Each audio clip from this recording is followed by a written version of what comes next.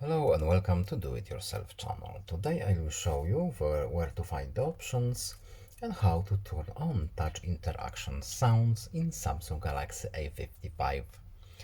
So where to look for our system sounds, etc. First, we need to go to our settings. Then here we have sounds and vibration. Next, in system sound, we have a few options right here.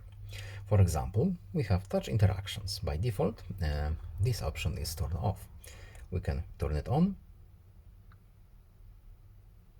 and now we have sound whenever we touch our screen.